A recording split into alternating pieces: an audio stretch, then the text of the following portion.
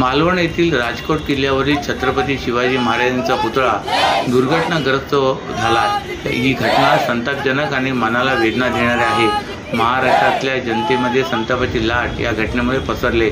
महाराष्ट्र राज्याचे मुख्यमंत्री एकनाथ शिंदे व उपमुख्यमंत्री तसेच गृह खाते सांभाळणारे देवेंद्रजी फडणवीस या दोन्ही नेत्यांना विनंती आहे की या दुर्घटनेसाठी जबाबदार असलेले शिल्पकार, कन्सल्टंट, कंत्राटदार, सरकारी PWDचे अधिकारी या सर्व संबंधितांवर कठोर कारवाई करायला हवी आणि ही कारवाई शब्दातून नाही तर कृतीतून महाराष्ट्रातील जनतेला दिसायला हवी।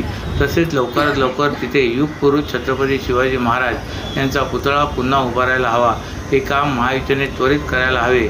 कालच राष्ट्रवादी काँग्रेसचे राष्ट्रीय अध्यक्ष व महाराष्ट्र राज्याचे उपमुख्यमंत्री अजितदादा पवार यांनी महाराष्ट्रातील 13 कोटी जनतेची या घडलेल्या घटनेबद्दल जाहीर माफी मागितली।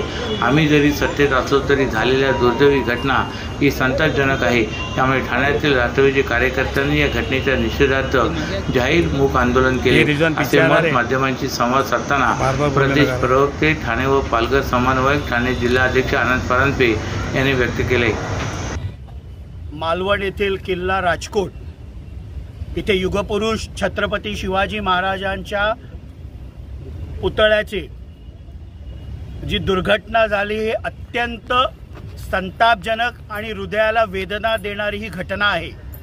महाराष्ट्रातील तमाम जनतेच्या भावना यामुळे दुखावल्या गेलेल्या आहेत। एक संतापाची लाट महाराष्ट्रातील सर्व लोकांमध्ये आहे आणि म्हणून राष्ट्रवादी काँग्रेस पक्षाची ही भूमिका आहे की राज्याचे लाडके मुख्यमंत्री माननीय एकनाथरावजी शिंदे साहेब असतील, उपमुख्यमंत्री माननीय देवेंद्रजी फडणवीस साहेब असतील, जे राज्याचे गृहमंत्री देखील आहेत, तात्काळ दोषींवर कडक कारवाई केली पाहिजे।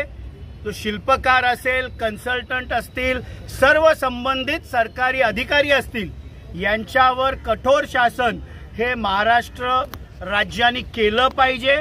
आमची ही विनंती माननीय मुख्यमंत्री आणि उपमुख्यमंत्री साहेबांना आहे आणि त्वरित भव्य असा युगपुरुष छत्रपती शिवाजी महाराजांचा पुतळा पुन्हा त्या स्थानी उभा राहिला पाहिजे, ही राष्ट्रवादी काँग्रेस पक्षाची आमची प्रमुख मागणी आहे। आज आम्ही मूक निदर्शन करून त्या घटनेचा निषेध इथे राष्ट्रवादी काँग्रेस पक्षाचे आम्ही सर्व कार्यकर्ते करत आहोत।